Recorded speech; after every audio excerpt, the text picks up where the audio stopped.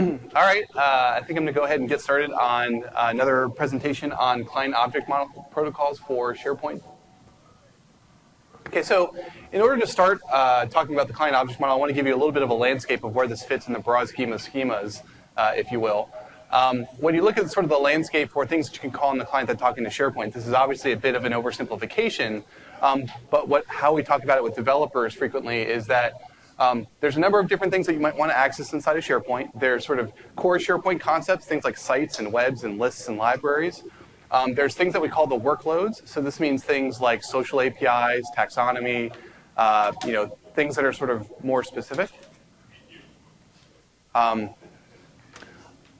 a lot of what's inside of SharePoint are things like files. So that's one of the core things that SharePoint does is manage a set of files. So frequently you want to get at those as if it was a file share. So there's some APIs related to files.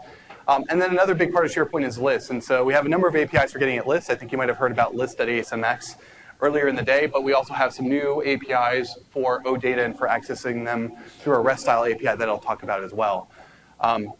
One of the really interesting new APIs that we've offered that's available remotely is something we call the client object model. It's alternatively referred to as the CSOM. And from a protocol perspective, this is called MS-CSOM and MS-CSOM SPT. With the client object model, it's a fundamentally different approach to how we represent concepts and objects inside of SharePoint. We make them available to callers. So as we'll see, it's kind of an interesting protocol, but it's also very powerful and lets you do lots of interesting things. I won't drill too much into the farms and sites and the various SharePoint concepts. I understand that earlier in the day you had a bit of a review of that as well.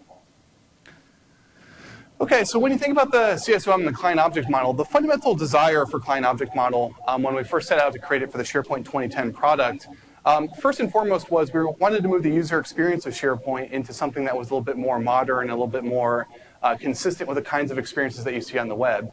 And what this means is that we wanted the UI to be a bit more responsive, update just in time based on the user's actions, not have lots of page refreshes, that type of thing. In other words, an AJAX, modern, Web 2.0 type of API.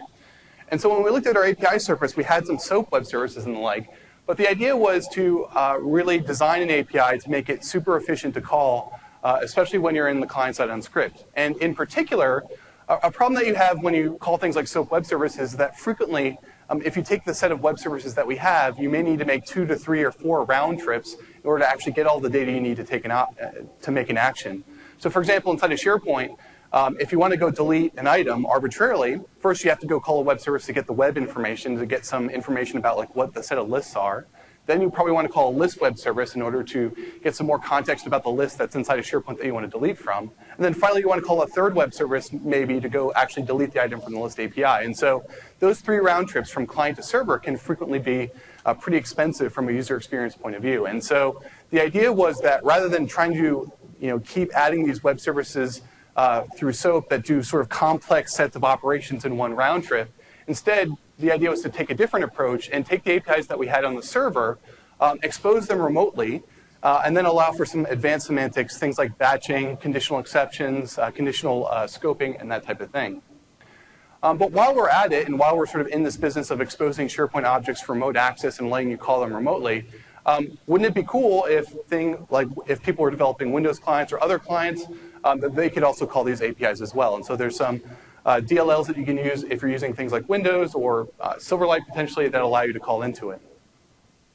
The other thing that we have is we do have an extensive server-side API that allows you to do a lot of diverse things. Only a fraction of that was exposed through web services, through SOAP-based web services, just as a result of requirements and as a result of time and that type of thing. And so with the CSOM, the client object model, it's a goal to make it a lot easier to take things that we have exposed on the server, through a process of specification and making sure it's secure, then expose that to remote access in a very simple fashion rather than building, just ever-increasing set of SOAP-based web services to go access all that type of behavior. So I'm going to talk about that client object model and what we've decided to expose through it and how it works as a protocol. But I'll also wrap up by talking about our list data-based, our OData-based list access web service called listdata.svc. It's kind of a cousin to the client object model, and as we think about the future and as we go through in future releases, that type of thing, it's maybe a little bit more indicative of the kinds of web services that we'll be exposing. So in that regard, it's very forward-looking. then I'll talk a little bit about SharePoint Online support, although a colleague of mine, Rob Howard, will be coming later in the afternoon, and we'll have more details about that as well. Okay? Okay, so CSOM concepts in a very brief nutshell, the client object model. What were we trying to do? So literally, as I mentioned, it started with this process of taking the server-side APIs that we have, the server-side objects that we have. We have an object-oriented .NET API on the server called Microsoft.SharePoint. We wanted to take all those objects and APIs and make them callable remotely.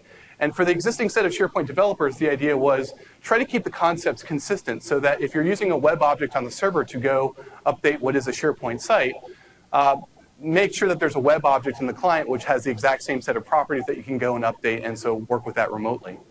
So the idea was to keep it consistent with the sets of APIs. So if you've ever developed against SharePoint on the server, the object structures that are represented through this client object model should be very familiar. So once we take those server-side APIs and expose them remotely, what the client object model essentially then becomes is essentially a script. You're essentially defining scripts of calls that should go fire on the server. You're defining that on the client, sending it to the server. That will go ahead and execute and returns results back to the client. What's great about this is it allows for semantics like batching, allowing for the developer of the client to define the set of operations they want to run against the server rather than having to hope that there's one or two web services, SOAP-based web services that maps to what they're trying to do. And then as a protocol, what it will use under the covers is essentially just custom XML for the request format for defining the set of operations to go fire on the server side. And it uses JSON objects as the response. Again, its lineage, first and foremost, is a way to help make our user experience inside of the web browser a little bit more interactive and more Ajax-y, if you will.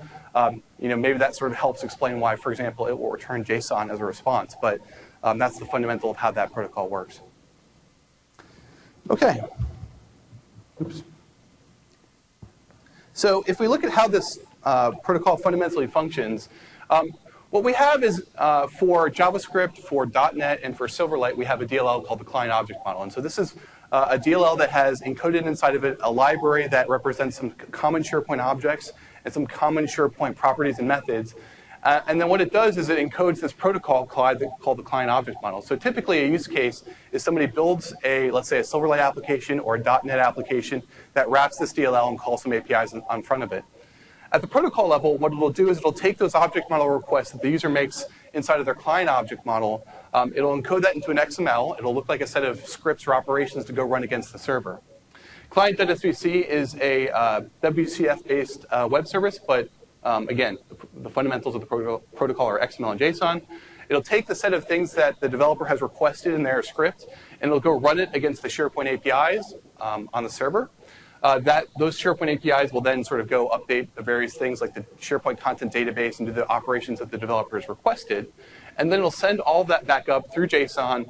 And then on the client side, that DLL that we have that's in .NET or the JavaScript will decode that and sort of return the response up to the client.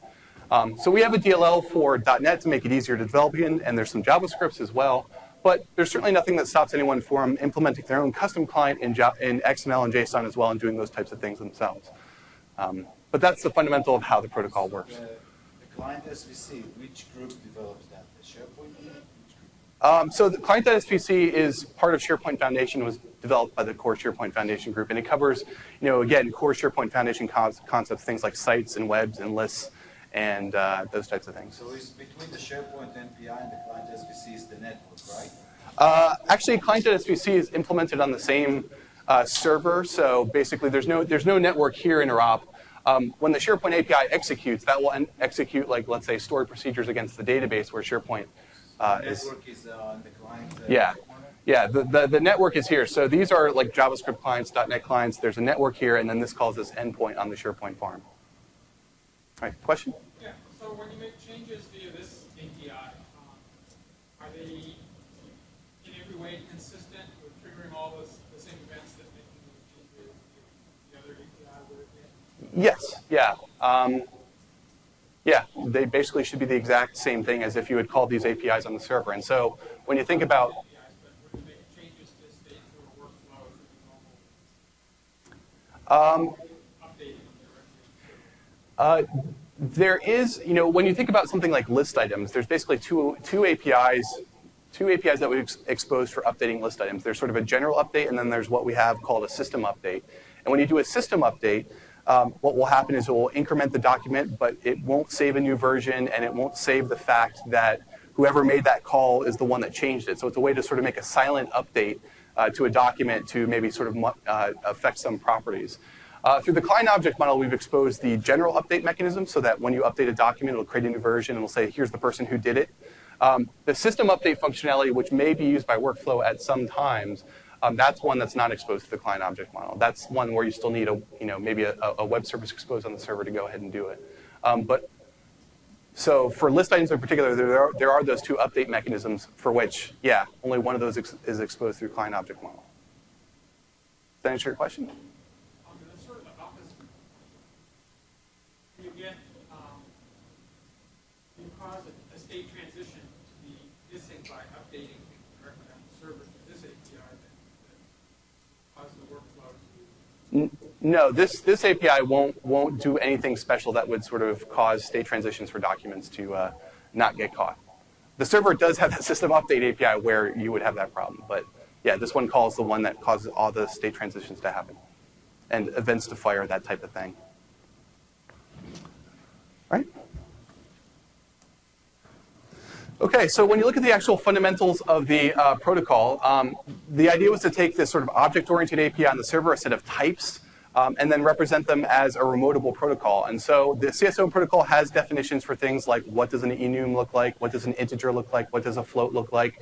They correspond to fundamental .NET concepts. So a float, as far as the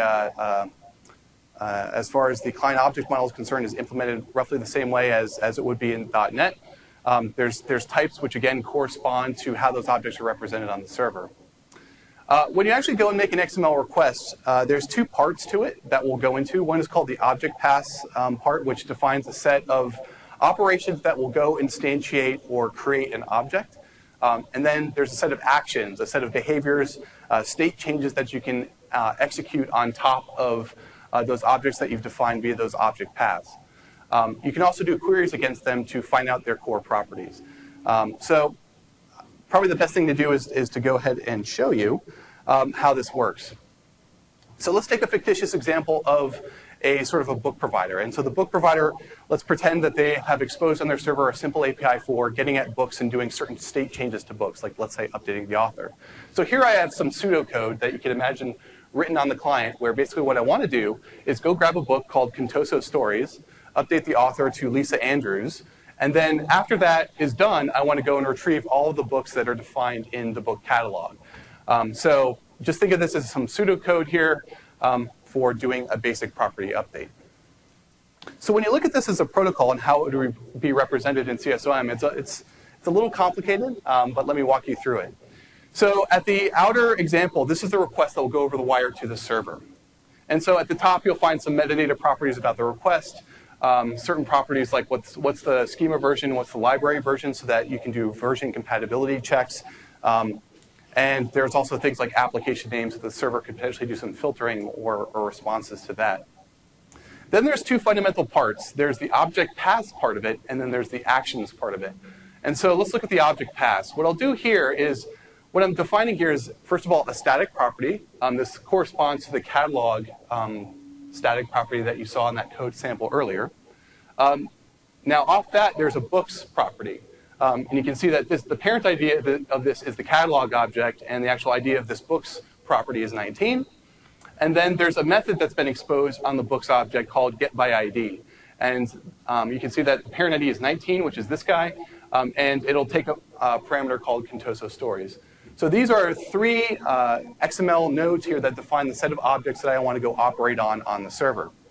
Now on the left-hand side, you'll see a set of actions that are the things that we'll actually do with it. The first three of these, the object path tags at the top, basically say, go ahead and instantiate this object path. So go first fire this catalog, then go fire this books, and then go fire this getById so that these objects are ready to be acted upon. Then the next thing we do is we call the set property action, which will go ahead and change the property of the object that's retrieved here to Lisa Andrews.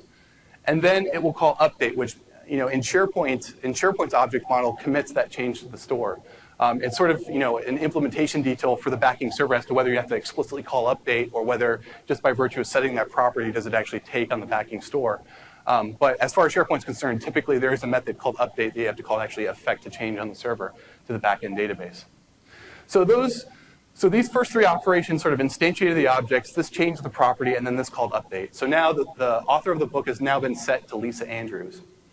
Now the next part of this will go ahead and then just do a query against these objects to return a set of data. And so here what you can say is, okay, do a query against the object with a path of 19, which is this books collection over here, and then retrieve all the properties of that book collection object, as well as retrieve all the properties of the children of the book collection. So this is essentially saying, give me all of the books and all of their properties in your store. Now, in most stores, the set of books would probably be tens of thousands, so this is probably not a good idea of an API to call, but for simplicity, we'll just show you that what this looks like. And then the response will come back in JSON. And so for these operations over here where I'm instantiating objects, it sort of returns basically like sort of the equivalent of an OK, which is, OK, I've gone ahead and I've done that operation and it didn't return anything. And then when I actually do the query to actually retrieve all the books, I condensed this for space reasons, but basically you can see here that it returned two JSON objects that correspond to two books. And so in this case, it's returning one book called Contoso Guide to Living, which has these various properties. And then it's returning another book called Contoso Stories, which has been updated. What it was before, we don't know, but because we called some operations, we said set the author to Lisa Andrews. That's the new author of this book, and some other information about that book in particular. Does that make sense? It's something you have to see a little bit in action to get a feel for it. And this protocol wasn't unfortunately designed for sort of end user readability or understandability. It was designed to sort of encode operations. So I apologize for a little bit of the complexity of it, but that's sort of the fundamental structure of how to do an operation in CSOM. Now, of course, as far as SharePoint's concerned, it's not about books. It's about things that are sort of represented as concepts inside of SharePoint. So what we've represented as objects inside of the client object model that you can access is sort of basically corresponds to the fundamental structure of content inside of SharePoint. So there's this concept called a site collection, which is represented through the unfortunately named site object. And there's this concept of a web, which corresponds to a SharePoint site in end user terms. And then underneath this, there are the fundamental objects in a web that you can access, things like a list. So you can get the actual files and the sort of the schema for items that are stored inside of SharePoint. You can get the related forms and fields and views. You can get the actual list items themselves, which will have the metadata for items. So this is probably the very high value object that you want to access. SharePoint also has a folder hierarchy, essentially that sort of sits alongside the structure of sites and webs and lists. And so you can get all the folders and files and sort of enumerate files that way. One of the files that we have inside of SharePoint is a concept called a web part page, which is an ASPX. And so you can get the set of web parts that are on that ASPX. There's some fundamental operations for getting at the change log. So SharePoint has a concept of a change log, which allows you to basically inspect and get poll to get notifications of when certain objects or scopes inside of SharePoint has changed. So you can read that through the object model. There's end user interface concepts like a navigation node structure. So every SharePoint site has some navigation hierarchies for things like the quick launch on the left-hand side and the quick links at the top that you can access. User custom actions, which are extensions to the user interface that maybe somebody's added a custom link to the site settings page or something along those lines. Permissions are manifested through role definition and role assignment. And then I think as you just heard, some of the concepts of workflow like an association or a template are also manifested in the client object model. This isn't really a complete list of all the objects, but this just sort of gives you a feel for what's represented. Now, what's not represented here are concepts like working with the social APIs or working with the user profile store or working with advanced taxonomy information like the tag store that we have inside of SharePoint 2010. Those aren't represented through client object model. You'd have to access those through SOAP. This is really just about getting the core concepts across. Questions about coverage? All right. When you actually look at the protocol itself, you'll find that it's divided into two protocol documents. One's called MS-CSOM, which fundamentally covers the structure of the XML-based request and the JSON replies, the set of types that are supported, the set of operations that are supported, the query syntax for doing queries against objects. We'll go into a little bit more of what that looks like in just a little bit. This just fundamentally defines the wire format, if you will. And again, it could be abstractly about books, but of course, in the real world, the only real implementation of types is the types that are exposed that correspond to SharePoint, these types that I talked about here. And so the definition of types is actually covered in ms-csom SPT. So this defines how the site object works and its methods and its properties, and also all the exception semantics, so including what kinds of exceptions it will fire based on various conditions inside of SharePoint, that type of thing. The actual definition of types is also covered through MSDN as well. If you actually look for more information about a web, the protocol document has some great detail on it, but it's also manifested through MSDN if you want more information. And if you're familiar with the protocol, as you can see, that basically what these objects do is they go and wrap some calls to server-side objects. And so if you're working with the web object in the client object model, but you're sort of wondering as to why it's doing something funny, you might also be able to look up what spweb.title does, which is its server-side counterpart, to find out more information about maybe what people are saying on the internet about how that's working as well. Anyway, the CSOM SPT has a lot of detail on these types, but just sort of pointing out that it's also more broadly available and it's developer-facing, so there's probably a lot of content out there on the internet about it as well. Okay. So for the out-of-the-box implementations of the client object model, there are some DLLs that are implemented for the .NET CLR 3.5 and above, as well as Silverlight. The Silverlight version is essentially the same thing as the .NET version, just compiled targeting Silverlight. Both of these DLLs are included with the SharePoint product, but if you're shipping, let's say, a third-party client that wants to talk using the client object model, there's also a redistributable that's available through MSDN that you can download to go run and use those types of objects. And that has sort of a redistribution EULA included with it, so that if you wanted to do that, you could. If you also want to develop on the server, there's some JavaScript that you can use. So we have some out-of-the-box JavaScript files. There's a runtime, which again defines the protocol semantics of how this CSOM protocol works, which is 68 kilobytes. But the actual library of types, the web object, the site object, the list object, all those definitions is actually a little bit hefty at 380 kilobytes. But these are some JavaScript files that you can use if you're actually coding JavaScript that was going to sit on the SharePoint server. Oop, wrong direction. So if you actually wanted to use the CLR DLLs, just some common code snippets used with them. There's fundamentally this object called the client context object. If you think back to our book example, we had this object called the catalog object, which is sort of the root object where things hung off of. In the client object model, there's an object called client context, which serves this role as it's manifested on top of SharePoint. If you actually want to read properties, as far as .NET is concerned, there's a method called client-context.load, and you pass in a pointer to the object that you want to load all the properties for. So that will essentially enqueue a query operation into the protocol so that when it goes to the server, it will fetch all the properties for that object. And then to actually go ahead and commit those calls to the server, you call a method called client-context.executeQuery.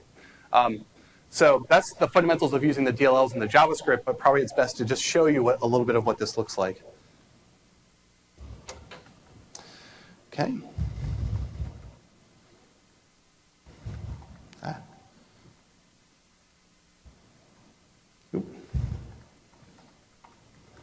Okay. So here I've got a fairly standard SharePoint site. And one of the things I've done is I've actually deployed an ASPX page to SharePoint, which is basically a web page. And what I'm going to do here is I'm going to use some JavaScript that will go fire some CSOM requests against the actual SharePoint server.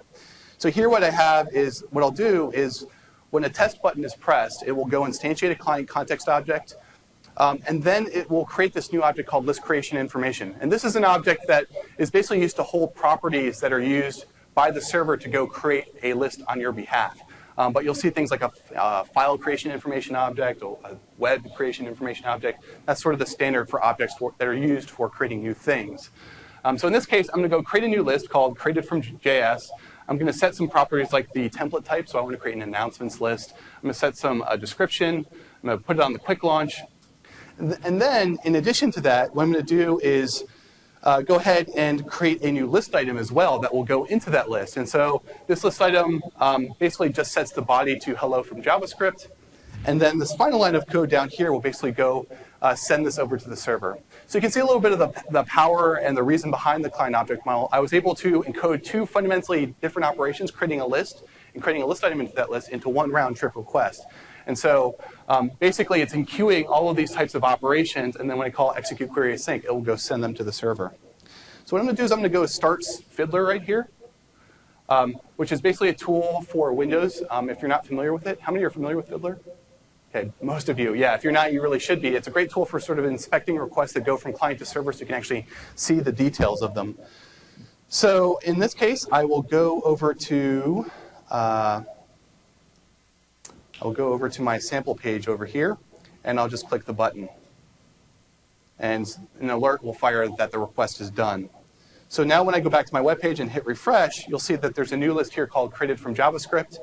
And inside of that list, you'll see that there's a list item that says hello from JavaScript. So this is my client object model script executing against the server. So if we actually look at what happened in that particular request, you'll find that there's a call here to VTI bin client.svc, which is the client object model. I apologize for this maybe being a bit hard to read. There's probably not really a great way for me to increase the font. Oops. All right, so, oops.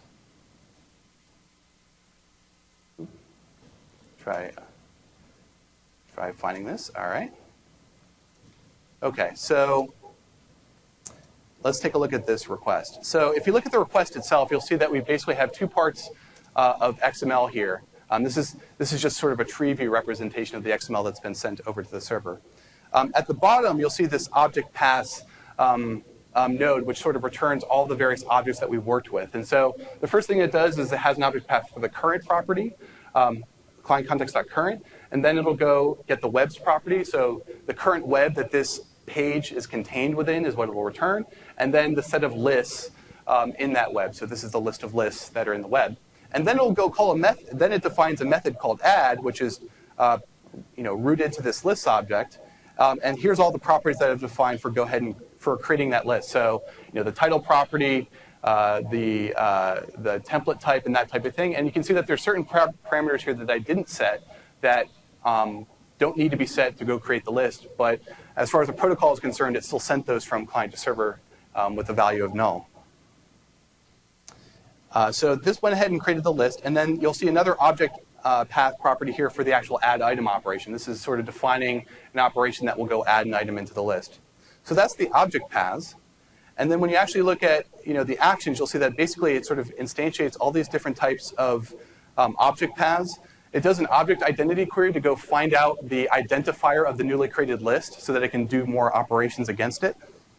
And then when it's all done, what it'll do is it'll automatically append some query operations to go fetch the data that of the things that we've just updated. So when you create a new list item, it sort of assumes that you're going to want to start reading properties from it.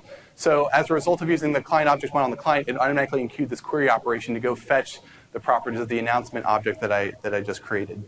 So that's the fundamentals of using some JavaScript in the client object model to go do some simple operations for creating a list and for creating an item.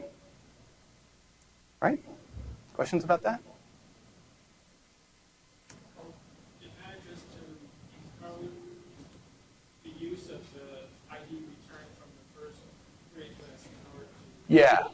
you don't have to Right. So that's encoded by the object identity query that basically says, hey, go find the, it knows enough to say, okay, we just created a list here, go find the identity of it and use that in sort of future operations. There are some cases where, I was sort of dealing with this with a demo I was running over the weekend where there's no way to do that. So for example, for creating a new field that's of type lookup, the API there sort of expects a GUID of the list you want to look up to. And so there are still some cases where you actually need to do two batches because in the first batch you need to get the GUID, and in the second batch you need to sort of send that. But in general, for most operations, it can actually do that within just one round trip itself. But for the lookup case, was one that I was just dealing with over the weekend. Okay, so the other part of the protocol is that there's some pretty powerful query functionalities as well. So here, what I'll do is I'll just show a very simple .NET application. And so in this case, what this will do is just enqueue a request to go get a list of lists from a SharePoint site. And so in this case, let me just go ahead and clear all my requests. So What this will do here is go retrieve the list of lists from the SharePoint site. And so it retrieved all the lists that have been provisioned inside of this SharePoint site. Let's take a look at the code for this. So if you look at the code for this, what I did in .NET is I just instantiated this new client context object. I called context.load on this context.web.list object, which said go retrieve all the properties of that list object as well as all of the properties of the child of the list object. And then execute query sent that over to the wire to the server and back again. And then it just did a simple message box. If you look at the actual protocol implementation here and what this looks like over the wire, you'll see that it actually did two things. First, it called sites.asmx. Now, why did it call sites.asmx? In SharePoint, we have this concept called the form digest control. The form digest control is a security defense against cross-site, cross-domain request forgery. And so the fundamental threat behind that is that certain clients don't respect the rules of the web and allow you to do a blind post from one domain to another. So if I know the domain of your SharePoint site, I can send a post over from my site, when you visit my site, over to your site to, let's say, go delete a SharePoint site. Now, they say that this isn't sort of a violation of the same origin policy because the client on the site can't actually read the results of that post request. They can't actually, let's say, read data, for example. But that doesn't matter. If they blindly posted over to your SharePoint site, they might have actually deleted it, and they don't need to read the result. The damage is done. So SharePoint has this defense called the form digest, which is sort of a feature of basically all of our web services and protocols. I don't know if anybody's already talked about it yet, where basically before doing operations from a client, you need to go fetch the form digest control, which is basically like a hashed encoding of state on the server that's sort of like a server secret, if you will. And that's what this does. And then for future requests to SharePoint, encode that form digest value onto your request so that SharePoint knows that you've been able to do a post, read the result, so it knows that you're able to safely make updates to SharePoint.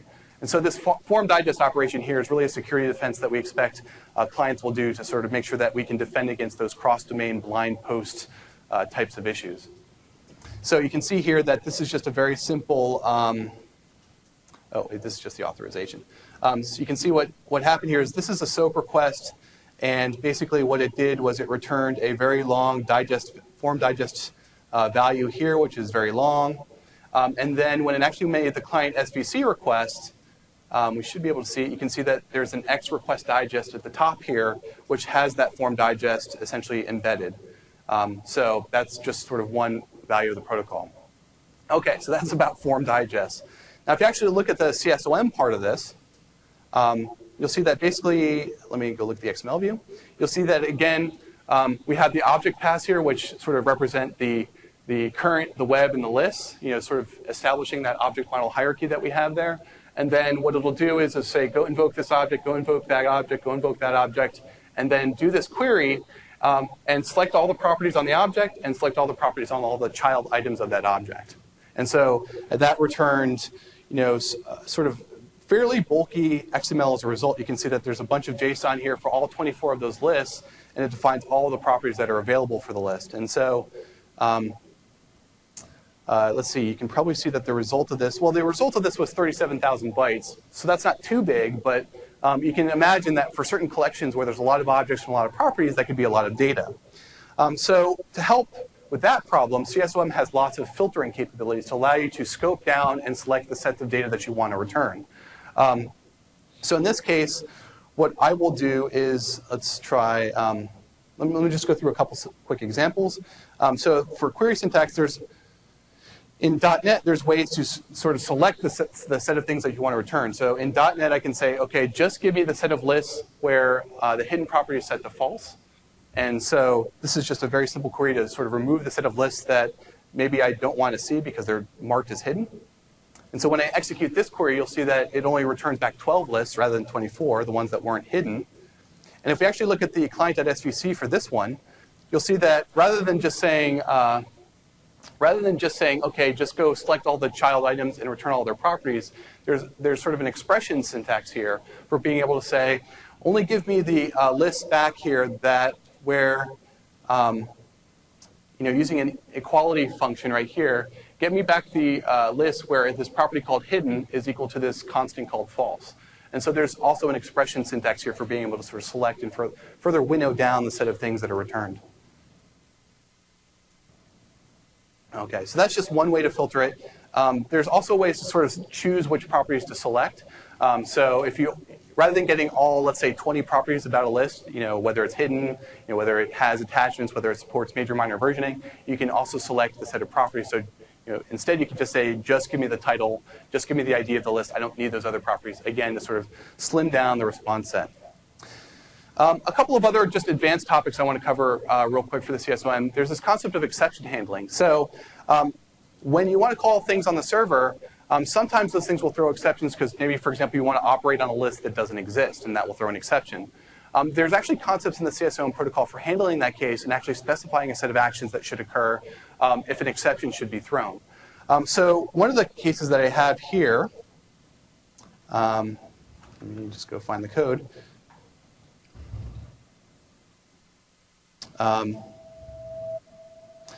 So in .NET code, this is manifested in sort of pseudo try-catch format.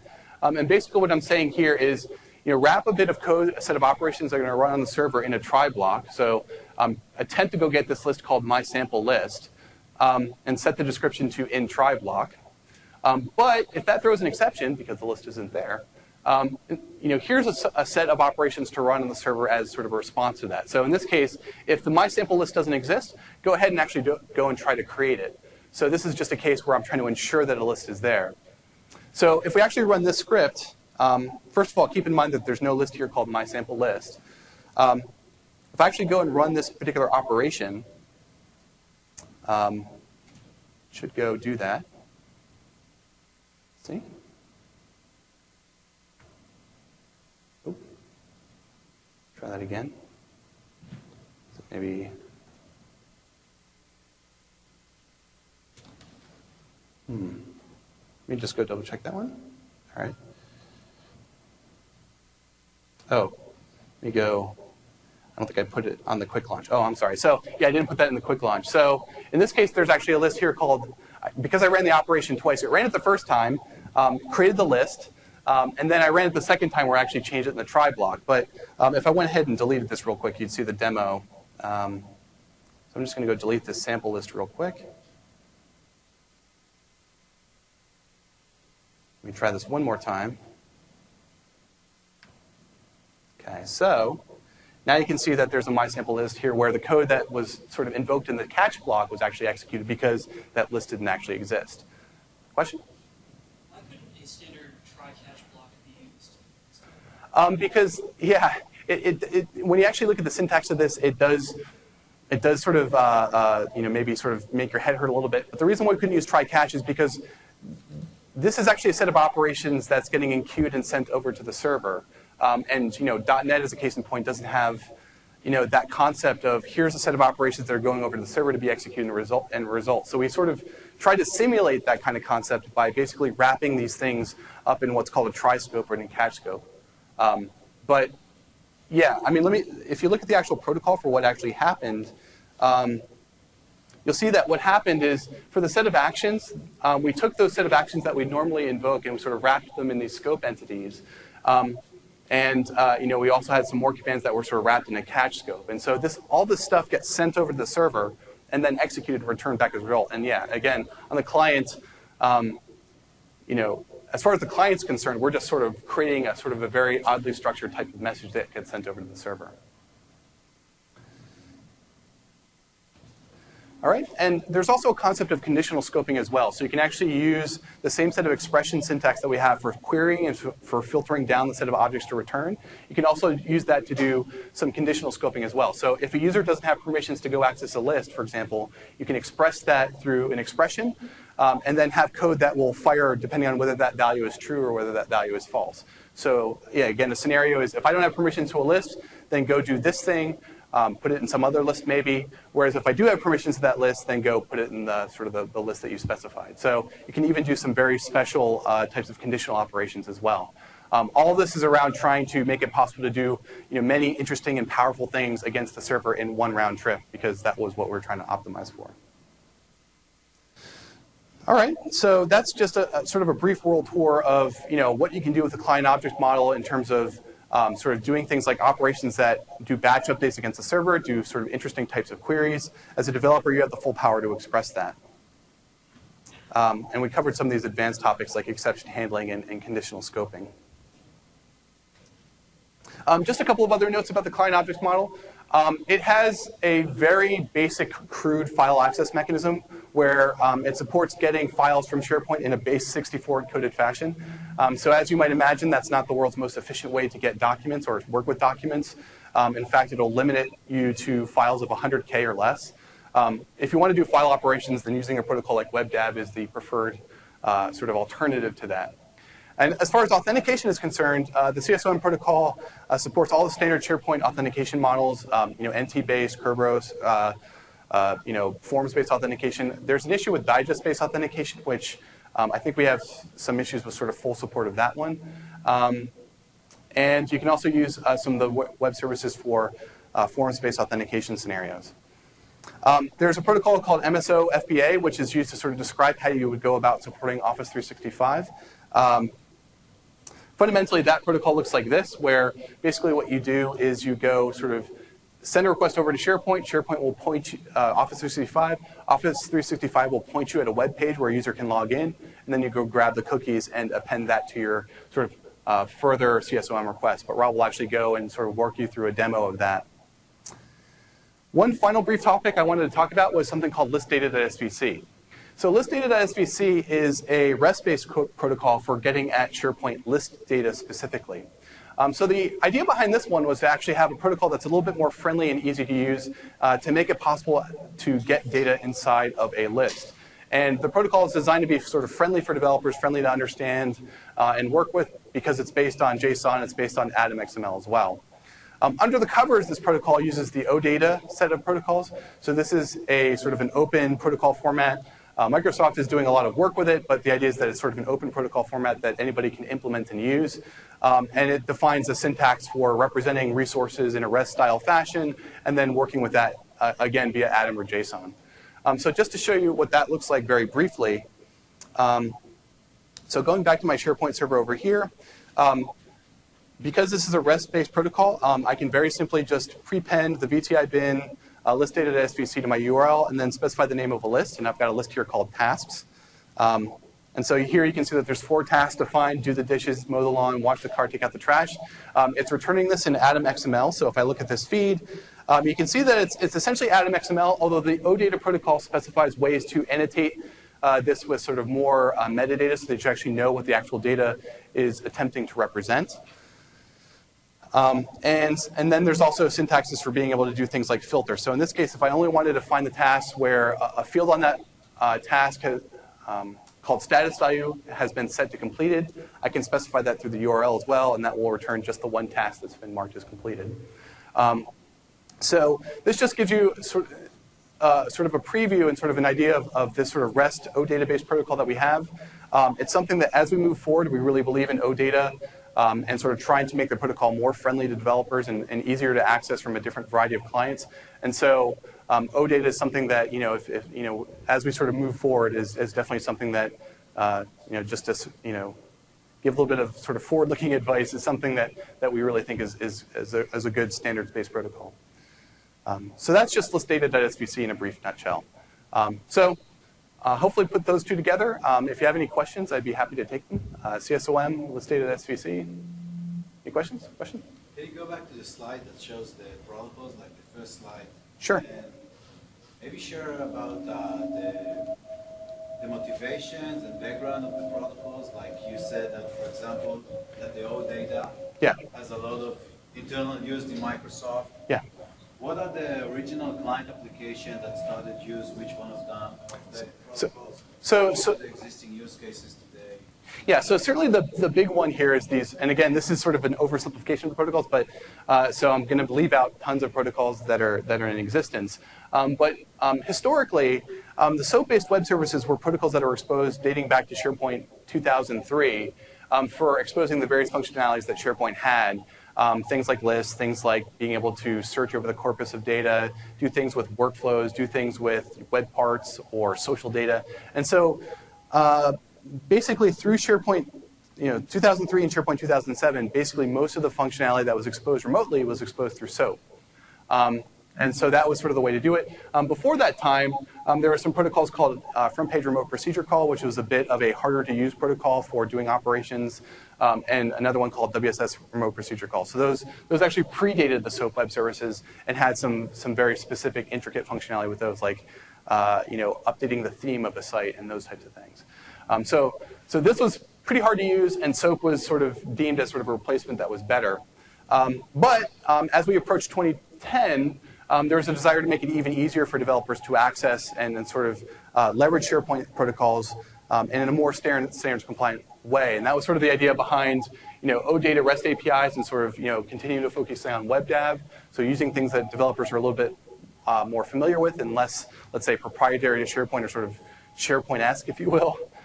So those are sort of two protocols that we definitely see as sort of more standards and sort of the right way to go for how we do protocols. And how we want to present them moving forward. And then client object model was basically an attempt, to jumpstart some of our Ajax development, do some APIs to make it more efficient to do that.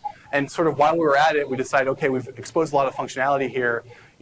Let's have things like a .NET DLL for accessing it as well. So that was just sort of another way to get functionality out to developers so they could take advantage of it, fill some gaps that maybe weren't covered through SOAP web services or through like these burgeoning REST-based APIs. So as part of the development of SharePoint 2010, is there existing use cases that were developed for these protocols within Microsoft? So for other customers? Or? So to repeat the question, so what were the use cases for these inside of Microsoft, and what were the motivations of these? So SOAP-based web services, I think you'll see a lot of usage of those by things like Office clients or other servers. So for example, there's a version history SOAP web service that the Office clients use so that when you're actually opening up an Office document, you can go say, what's the version history of this document? And that will call versions.asmx, a SOAP-based web service hosted on SharePoint. So typically there's a lot of Office client users using these as well as other servers. For example, search crawlers will use them as well. For the client object model, again, a lot of the target of that was actually, the JavaScript that we have on Pages, although there are some clients like SharePoint Designer that also call client object model as well. But the usage of those is a bit more narrow and sort of focused, again, on like Ajax, that type of thing. WebDAV, that's something that's used by Office clients to go sort of read and write files to SharePoint, but that's sort of strictly focused on files. And then OData REST APIs, that's, again, more focused on developers and sort of trying to come up with a protocol that's designed for ease of use by developers. I don't know, the idea is that there will be more clients that just understand OData, and so as a result can work with SharePoint as for free, quote unquote. And so things like Excel's Power Pivot understand OData and can connect to SharePoint via that, but that's not, the idea is that they don't ever specifically code to SharePoint. They're just understanding what OData is, and then SharePoint exposes it. So that's the only client that I know of. Well, that's the major client that I know of that uses OData. But the idea is that more clients over time will start to use OData as well. Okay. Question? In case of uploading and downloading files, you said like client object model has condition, like around 100. Yeah. What about WebDAV and SOAP web services? As far as I remember, I guess something like condition for 2 gigabytes. So for actually uploading and downloading files, the question is what's the best preferred mechanism for working with files, and what are the limitations around that? So for working with files, typically WebDAV is the one that's sort of least encumbered, and sort of the best way for sort of working with files inside of SharePoint. Out of the box, most SharePoint sites actually have a limit on the file size that's held inside of SharePoint that's by default limited to 50 megabytes. And so typically that's something where people hit a limit first before they actually hit a protocol limit, so to speak. There are also some limits on the overall amount of time that can be spent doing an upload. I think for WebDAV, to be honest, I don't know whether I think it goes longer than the 2 minutes that typically web requests inside of SharePoint will fall under. I don't know the exact timeout that WebDAV has. I could look that up for you. But otherwise, there's no particular limit in terms of overall file size for the actual WebDAV protocol itself. But again, you'll probably hit the SharePoint file size limit first. And files, you store them in Microsoft SQL database inside of it? So the question is for files, do we store them inside of the SQL database? So by default, we do, although it's possible with SharePoint 2010 and with SQL Server to have sort of a call out on the SQL Server side to what's called external blob storage. So SQL Server itself has a protocol for allowing you to, rather than store them literally inside the database, store them to, let's say, a SAN or something like that. In fact, there's also support in 2007 in a service pack for this sort of external blob storage mechanism. You mentioned 15 megabytes as a limit. Let's say if I work this week, I probably want to put my files on the SharePoint. Is there a way to work around this problem? So the question is there a way to work around the file size limits inside of SharePoint for, let's say, video types of scenarios? So the limit is 50 megabytes by default, but yeah, if you wanted to go larger than that, the site collection administrator, not the site collection administrator, the IT administrator of SharePoint can choose to actually up the overall file size if they choose. But otherwise, as an end user, as a client of SharePoint, without sort of asking the IT administrator to up the overall file size, you can't. You know, in some cases for things like video, really large video, sometimes that's something where people store that on a separate server and then link it into SharePoint, perhaps. I've seen people do that, but yeah. As a client, you can't really work around that other than to ask the IT administrator to up the file size.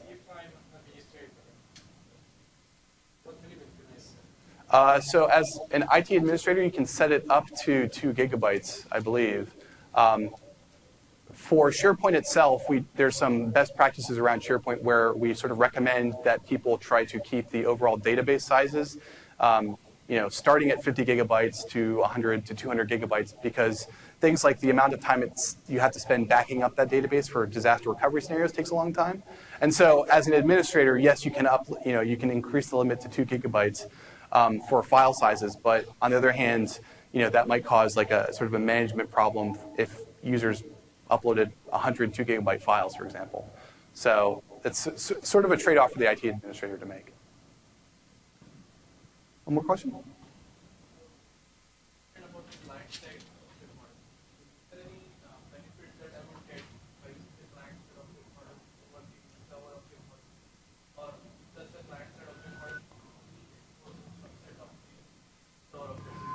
So the question is there any benefit to the client object model over the server-side object model, and does the client object model expose a subset? So the client object model definitely is a very big subset of the set of APIs that you can call on the server. And basically, if you can get code on the server and run the server-side object model, then that's going to be your most performant choice. The authentication will work better. We basically don't recommend that you call the client object model if you're running code on the actual server itself. So yeah, you'll want to stick with server-side object model there. There's no benefit.